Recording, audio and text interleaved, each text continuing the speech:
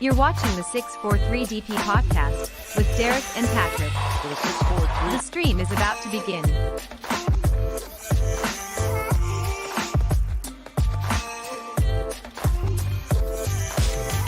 For the 643.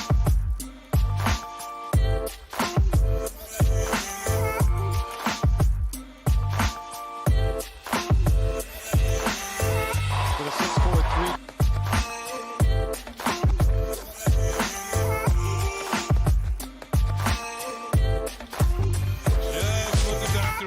For the 643.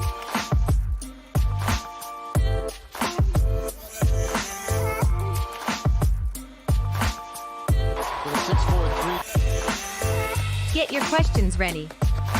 Derek and Patrick will be on in 1 minute. For the 643. Just what the doctor ordered. For the 643.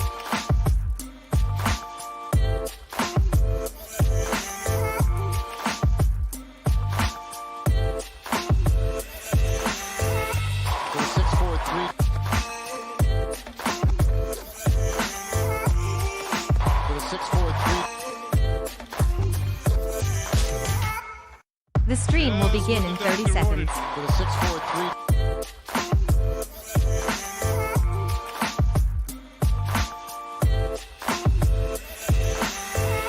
For the 643.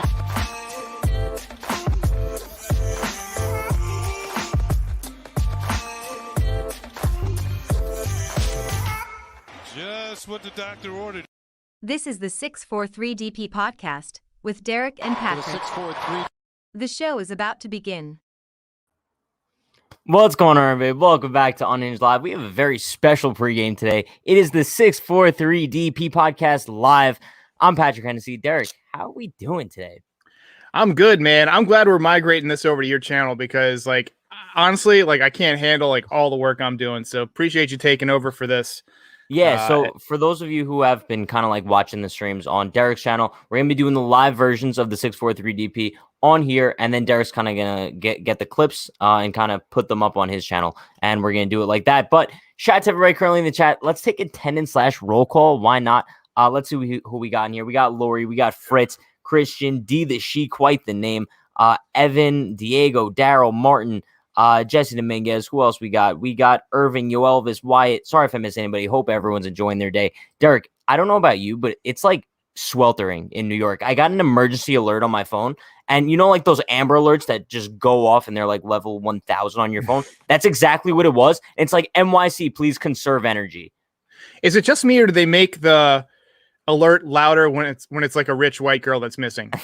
I haven't taken note. But listen, we have quite a game today. Shohei Ohtani is on the mound for the Angels going up against the Yankees. To be honest with you, Derek, I don't know if you've seen today's lineup, but I think I should pull it up here because it seems like quite a punt lineup for the Yankees. You got DJ leading it off. I think you guys could all see Judge is not in that 2-hole there. It's Luke Voit. And then you got Gary 3, Stanton 4, Torres 5, Odor is back in the lineup in the 6-hole, Andujar's in left field batting 7th, Frazier's in right batting 8, and then Gardner is in center batting 9 with Herman on the mound. Derek, how are we feeling about this lineup? Against Ohtani? I'm not feeling good, man. I'm not feeling good at all. I feel like this is as close to a punt as you can get at a point where you can't really punt. I get that Judge and Gio need a day off. It's supposed to rain tomorrow, you said, so they might be trying to get these guys 2 days off. I think it would have been better just to gamble that, the Thursday game is going to be rained out. And if not, then give them the day game after the night game off. But, and Gardner hitting 194, Clint Frazier hitting 186, Luke Voit hitting 205. This is absolutely ridiculous, just how bad this lineup is. No, it's really getting to a point where, listen, I understand they had a great win last night, right? And kind of on the postgame, I kind of made it clear that I'm not 100% back confident in this team just because of one win, right? I think it would be delusional to think so. And I consider myself a delusional optimist. So I am going into tonight's game as some sort of optimism. I don't know why, because if there's any game that the Yankees are going to get crushed, it's tonight, bro. I mean, not only is Ohtani pitching tonight, but he's also hitting as well. So there's that. That's weird. He's hitting for himself. So there's no DH, or is he No. Oh God, that's so crazy. This is that movie, The Scout. Did you ever see the movie The Scout? I know you're not a movie person, Yeah, no, I haven't. So it came out in 1994, and you should see it because it's a Yankee movie. It's got George Steinbrenner in it. So basically, there's this guy who's played by Brandon Fraser, and he's like in Mexico somewhere. And the scout, played by Albert Brooks, who's hilarious in this movie, he finds this kid, and he can throw 112 miles an hour, and he can hit the ball 500 feet. And so he signs him, but he like refuses to play because he's scared. He's got like stage fright or whatever. But then he plays, like they play eventually in the World Series, and it's in Yankee Stadium, and he hits for himself, and he's pitching. And this is the first time I've seen that happen in real life. So basically, it's like my life story. It's like a biography, right? But no, I mean, kind of looking at the lineup today, I don't understand. Like kind of like you said, why are we giving Judge and Gio both off days, and none of them are hurt apparently, right? I don't know if you saw the Michael K show today, but he had an amazing rant. I say this all the time: Michael K on the Michael K show and Michael K in the Yes Booth, two totally different people, like completely different people. I love the Michael K show, Michael K, but then Yes Network, Michael K, not a big fan. But he went on a great rant today, kind of explaining how ashamed the entire organization should be, and also kind of putting some of the blame on Aaron Judge here, right? Because we know how much weight Aaron Judge holds in the clubhouse, and he should be banging on Aaron Boone's door, begging, pleading, and saying, I'm in the lineup. You're not stopping me from being in the lineup tonight. But clearly, I think it just kind of goes to show, I don't want to say Judge doesn't really care, but I think he's just down for whatever the organization wants to do with him. No, I think that it's probably out of his hands. They probably tell these guys, hey, look, we're going to give you guys days off here and there. Don't even bother like speaking up against it, because, this is one of those things that's built in to kind of keep these guys healthy. And so far, I haven't had a problem with giving Judge days off because, he's been on the field more this year than he has in previous years. He's leading the team in games played, but I feel like the team is struggling bad enough that you kind of got to risk it. You kind of got to play everybody right up until the All-Star break. You're going to get 4 or 5 days off. Right? If Judge wants to sit out the All-Star game or, play for 2 innings and then take the rest of the day off, I don't think anybody would have a problem with that. Especially Which is probably going to happen anyway. Yeah. Yeah. And honestly, like the Yankees need wins so bad. You can't afford to take a guy who's finally starting to hit again. I mean, a home run to straightaway center field. That's what Judge does when he's hitting right. And he's homered in 2 straight games, right?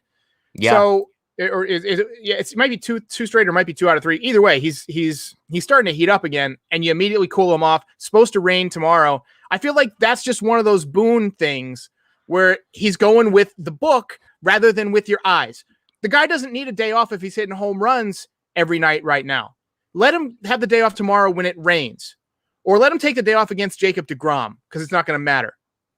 Fair. I mean, listen, I understand 100% where you're coming from, and I think also the perspective I look at it from is like Boone's perspective, right? How do you just say 2 days ago that our season is on the line, and now when you're going up against one of the best pitchers in the American League, you're benching 2 of your best hitters?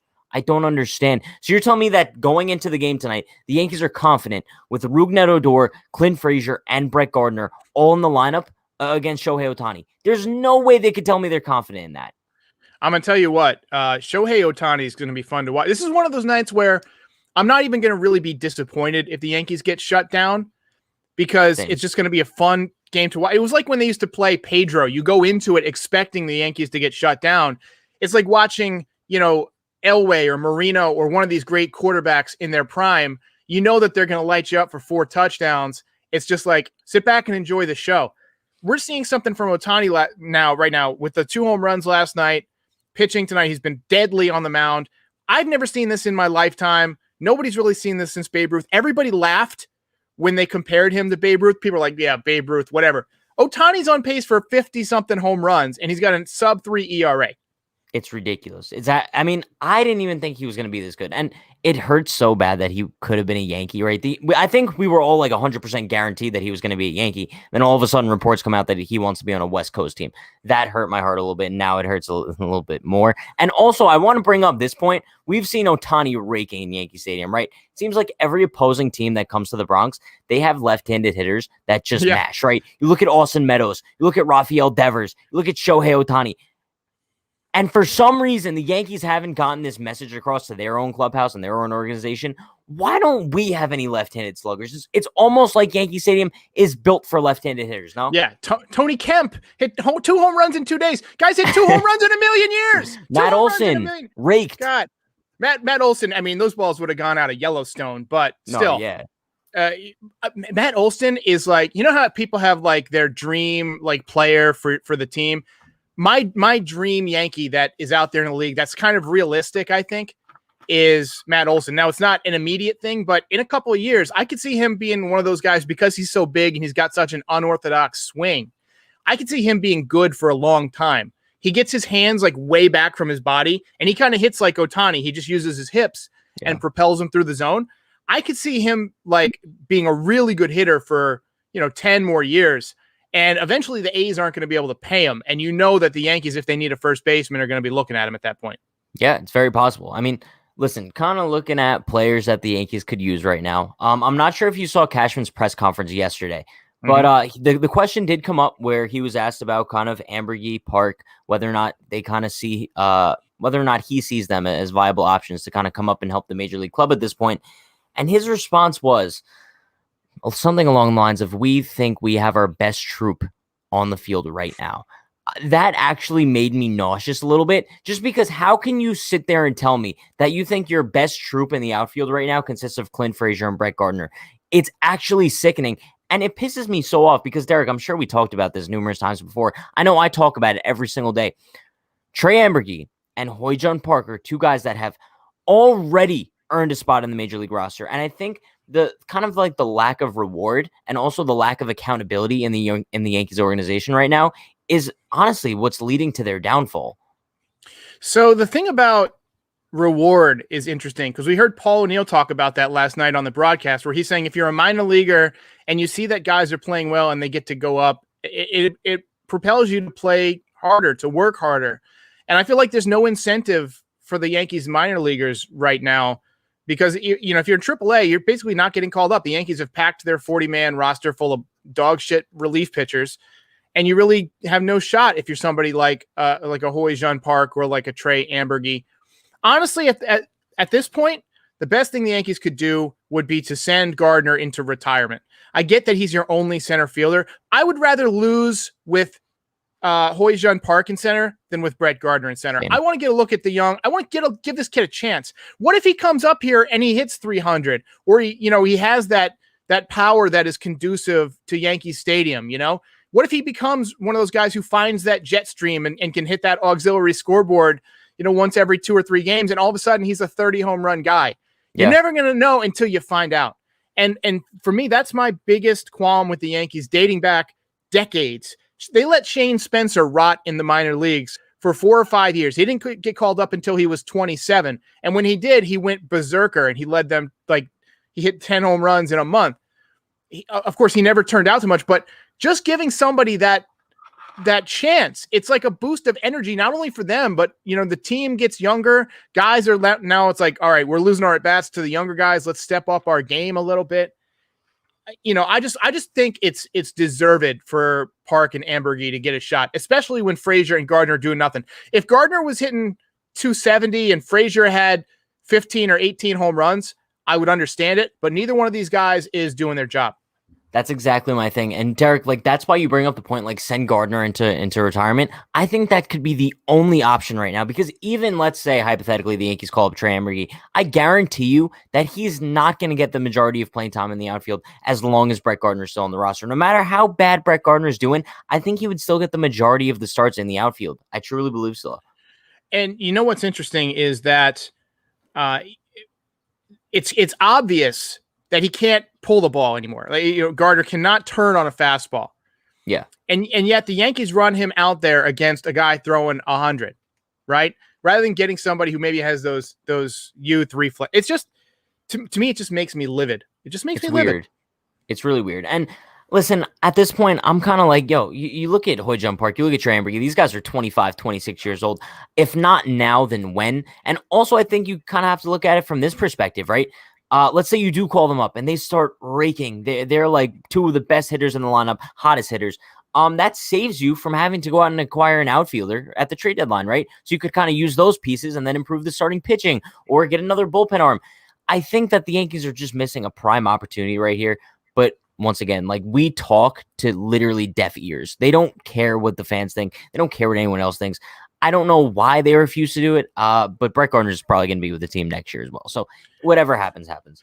So a lot of people in the chat are thinking that I was going to be ranting and going crazy, and I hate that that has become like my thing. We were talking about this before the chat went live, that people say that like I'm like Mr. Rant, like I'm like evil John Boy or something. You know what I mean? Like I don't want to be that guy. I'm a positive guy. Like I don't ever typically rant about but I've done it a couple times and it's gone viral both times. And so people associate me with like, oh, that Yankees rant guy. Like somebody, how there's that channel, the Angry Video Game Nerd. Somebody said I should rename my channel the Angry Yankees Nerd or something like that. That would be solid, actually. It would be, but I'm not an angry guy. Like I'm a goofball, and I don't want to be known as like that guy who rants, and I don't want to have to muster up rage when it's not there. I'm not pissed off about tonight. Like I guess I just said I was livid, and now I'm saying I'm pissed. I mean, I'm pissed off, but I'm not surprised. You know what I mean? I'm like, fair. It's gotten to the point where it's like you repeatedly get the same thing over and over. You kind of get numb to it. It's like if you constantly step on that rake and it pops up to hit you in the face or whatever. You constantly step in that pothole and get your whole ankle wet. It's just you've been conditioned to it, and I'm conditioned to the Yankees having a different lineup every night. And John Boy had a great point when they were playing the Red Sox, was that the Red Sox had used basically the same lineup for like 50 straight days or something like that. And it's almost as if you can get comfortable, just get in the same routine, knowing that you're going to be hitting in the second inning or the third or the fourth or whatever. So it is what it is. Yeah, I mean, it's just really weird. That's why when I kind of look at the Yankees sometimes and we talk about their strategy, I just don't think there is one. I think every day they kind of wake up and just, Judge, you're out today. Like I get like the whole thing with scheduled off days, but I mean, I just don't see the logic behind sitting Judge for Ohtani.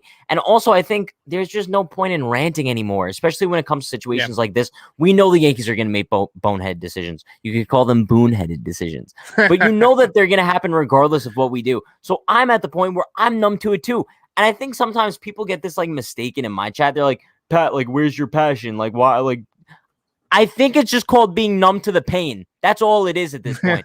Because there's only so many times you could be stabbed in the chest until it just doesn't hurt anymore. You know what I mean? Same thing as the rake analogy.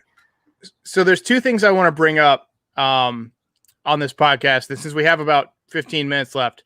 One, how do you feel about Jason Dominguez? Or not, sorry, we will talk about Jason Dominguez. He's going to be in the Futures game. What do you think about that? Yeah, I mean, I had a video come out about this morning where I was kind of just talking about it in general. I think it's I'm kind of in the middle ground, right? There's some people who are just super, super happy about it. They're like, yeah, we're going to get to see Dominguez on national television. Sure, that's great. And then you also have the other people who are like, it's way too soon, whatever. But I'm somewhere in the middle, right? Kind of like where I am as far as like my anticipation for Jason Dominguez. I'm not super high on him, calling him the next Mike Trout, but also at the same time, I just want to see what he could do. And obviously, I am going to watch the Futures game. I'm expecting him to hit at least one home run. I don't know. I think it's going to happen. But yeah, I think on a scale of 1 to 10, my excitement level for it is probably like a 7 out of 10. But I'm not expecting much. My expectations are super low. I'm 10 out of 10, man. I already set my DVR. I'm going to be watching that. I might even do like a watch party for it just to kind of like, awesome. Yeah, I just want to, what Futures, like, because it's almost like a non-denominational baseball thing. Like anybody who's a baseball fan can come in. I can make like a template that's just like, baseball and not Yankee specific. I think that would be a good way to grow the channel. So I'm thinking about doing that Futures game watch party. Let's hear it from the chat if you guys want to do that. But also the other thing I wanted to say is that, my confidence in Domingo Germán, who's starting tonight. I was going to ask you about this. I predicted him to have a Cy Young season. Got off to a rough start, but when he came back, we saw that guy that we saw in spring training. Like he looked great for about a month there. But my confidence in him has dwindled because to me, he looks gassed. I just, as a pitcher, as somebody who pitched for over 25 years, I can tell you the signs of somebody who's tired, and not necessarily tired within a game. That's easy to spot because you start missing like up in the zone, arm side, things like that as your arm starts to drag. But a pitcher who cannot control any of his pitches, like for multiple starts in a row, that means his arm just doesn't feel good. I'm sorry. And I think that Domingo Germán is tired. He didn't pitch at all last year. He's pitching in the hottest summer on record so far. He's pitching for the first time basically in 2 years. And he's pitching with a lot of pressure on him because the Yankees are doing so poorly and not scoring runs. So I think he's gassed, and I think he's going to get lit up tonight. Yeah, I mean, it's a very fair statement. Also considering Shohei Ohtani is batting leadoff, so I'm predicting a leadoff shot from Ohtani. I'm just saying. But I really wanted to ask you about Domingo Germán because I remember in the beginning of the season we made those preseason predictions. Remember, and you had like Germán having a lower ERA than Cole, like a Cy Young type season. I was a little skeptical simply because of the whole thing that he hasn't pitched since 2019, right? And I don't know. I look at Domingo Germán on the mound, and I think it's the same story as a bunch of other Yankees pitchers right now. Same thing as Tyone, same thing as Montgomery.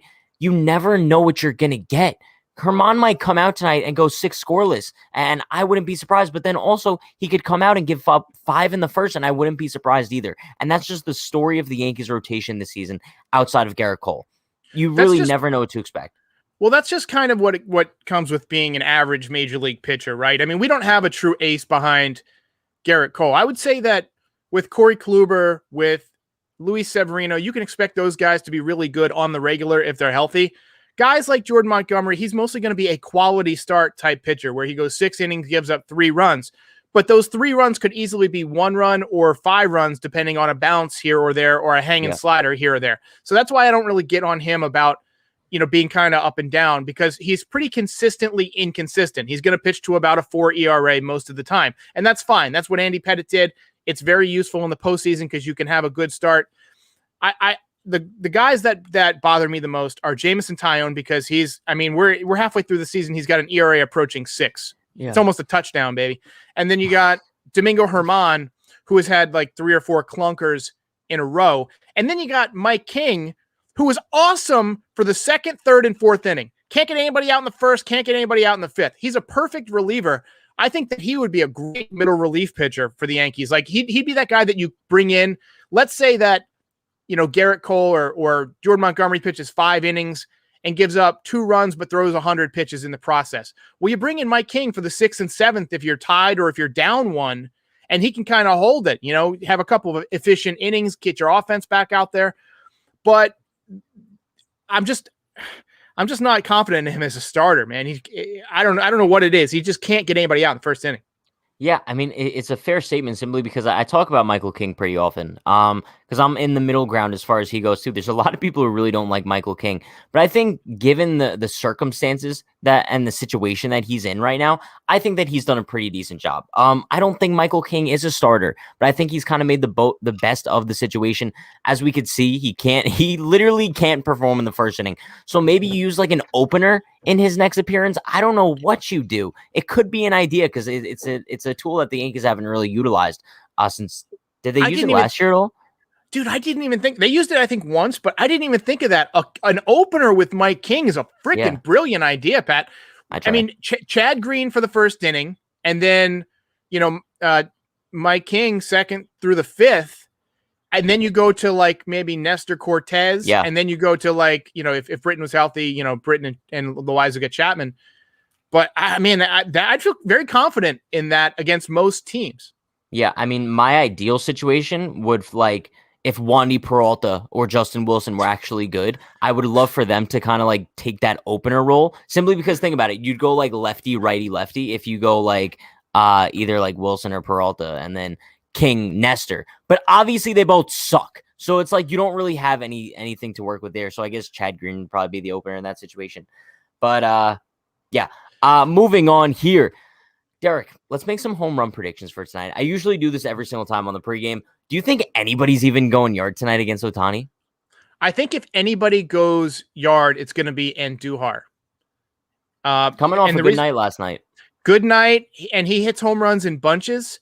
Like even in spring training, he'll hit like not multiple in a game, but he'll hit one like every 5 or 7 at bats for like 3 or 4 days in a row, and then he cools off. He did that his rookie year. So and he's a guy that he's kind of a wrist hitter, kind of like Alfonso Soriano. Yeah. And those guys are not as affected by the split finger fastball. You might remember that Alfonso Soriano, actually you don't remember it, but you might have seen the highlight that Alfonso Soriano. I do remember him. Remember, he was on the 2014 Yankees. No, 2013? No, 2001. 2001. Oh, yeah. Game 7 of the World Series. against Curt Schilling. Curt Schilling threw him a good splitter, and it just hung up a little tiny bit. And because he's a wrist hitter, he just kind of dropped the bat head on it, and he hit a home run that gave the Yankees the lead. And so I like wrist hitters against splitters ever since that moment, because a guy who has more of a linear path, the breaking ball will just dart under. But if he's got kind of a wrist thing, you can adjust the barrel based on the trajectory and the spin of the baseball. And so I like Andujar tonight as my home run pick. Derek, that was very advanced. You went very in depth with your home run pick. For me, I'm just going to go a very simple route here. I'm going to say no one goes yard. No one goes yard tonight against Shohei Ohtani. I didn't know that was an option. Yeah, no, it is. Listen, we make options here. But like, bro, I just don't see anyone doing it. I think he's actually going to wipe us down. Like, he's going to be like working at a car wash today, and he's just going to wipe us down, bro. It's as wax simple on, as wax that. off. Wax on, wax off. And it's at the point where it's like, I have zero faith in this lineup. If Judge was in the lineup, I definitely would have predicted him to kind of get the job done against Ohtani, just because I feel like Judge usually goes yard in like those big moments, and I feel like tonight would be one of those. But yeah, I have zero faith in this lineup. If I had to pick someone, I'd probably say Rougned Odor, just for the hell of it. So the reason I wouldn't pick Judge tonight is just because Ohtani pitches down in the zone a lot, and Judge seems to hit those balls that kind of hang up in the zone a little bit for home runs. You know, get it belt high against Judge and he'll cream it, but usually against the low pitch, he kind of takes on it, and he gets a lot of low pitches called strikes. Odor isn't a bad pick because he's a low ball hitter, and he's a lefty at Yankee Stadium, so anybody can obviously run into those. But I haven't seen him do very well against hard fastballs. You know, he comes in against, those late inning closers that throw 98 or whatever, and it looks like you just throw it above his hands and you can get him out. Yeah. I mean, I guess, but I don't know. Judge isn't even in the lineup tonight. So you think he's going to pinch hit at all? I mean, if it's close, maybe. Can we talk about Gleyber? I mean, Go for it, yeah. Like, where did this guy's power go? I study baseball, and I look at swings, and I just cannot figure it out. This guy should be hitting for more power.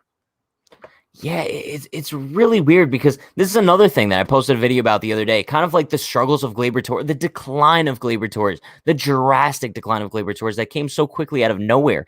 2019, he had 38 home runs. Granted, it was a juice ball season, but I mean, I don't think we could have ever expected him to hit. How many home runs does he have in the past 2 years now? 6 or so? Definitely under 10. He had, I think, 3 last year and 3 this year. So 6 this year. 6. After what, 61 in his first 2 years? It makes no sense. And I think the weirdest part is that you kind of see a side-by-side between his swing in 2019. I'm pretty sure they showed it on yesterday. Yesterday. But if you see a comparison between his swing from 2019 and his swing now, there's not that drastic of a difference at all. So it's not like it's a mechanical thing. I think it just has to be a mental thing at this point. That's why I've been saying it might be a vision thing. Because I've definitely noticed a correlation between when he wears those glasses, which are just for aesthetics, that he says are not prescription, and when he hits better. And I was thinking that there might be some effect of those glasses that he doesn't realize are helping him. For instance, they might be cutting down on glare, right? If you have vision problems, a little bit of extra glare can be an issue. I'm sure they test. I mean, you can't, if the Yankees went 3 months without testing these guys' vision, and I'm not just talking about an eye chart. I'm talking about like getting an optometrist in there and studying, how can you track a moving object, things like that. If he's not able to, you see the ball, he's not going to hit it. What's weird to me is that he hit 5 in spring training, and I get that spring training is different, but that's a lot of power. He's had 3 months and he's hit 3 and as opposed to 5 in like 50 at bats. I totally forgot about that. But also it's like, I like to think it's a vision thing because I would consider that's a fairly easy fix, but I haven't looked up the numbers in a little bit. I forgot who I heard this from, but apparently Gleyber's ground ball rate is up so far this season, and his strikeout rate is down, which leads me to believe, I think if it was a vision thing, wouldn't his strikeout rate go up? You would think so. So.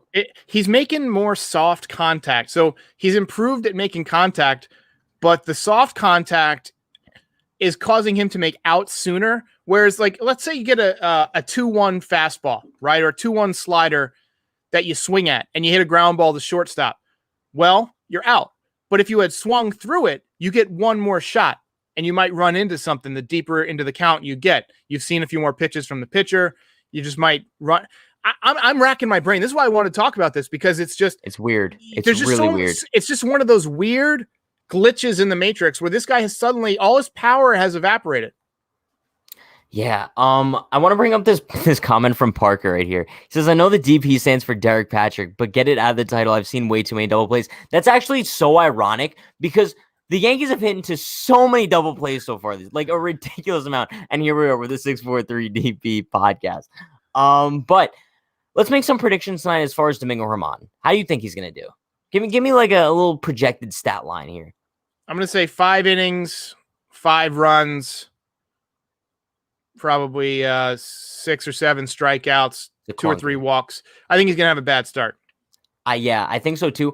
I had the same prediction as you, except 1 less run. So I think we're going to see him go 5 innings, 4 earned runs, probably same, like 5 or 6 Ks, I guess. I just can't see him pitching too well. I don't know. I think, especially after that leadoff home run that I think Ohtani is going to hit, I'm just not too confident in Domingo Germán, however, tonight. But with that being said, chat, throw your final score predictions in the chat. Let's see who could get it right tonight. Derek, you think they're going to win? No. I don't think so either. I think it's going to be about 8-1 Angels. I feel like it's going to the Yankees won last night and got everybody's hopes up, and what they've done all year long is the very minute that they start to show a little bit of life, they'll change the lineup. Their pitcher will have a clunker. They'll run into a bunch of outs.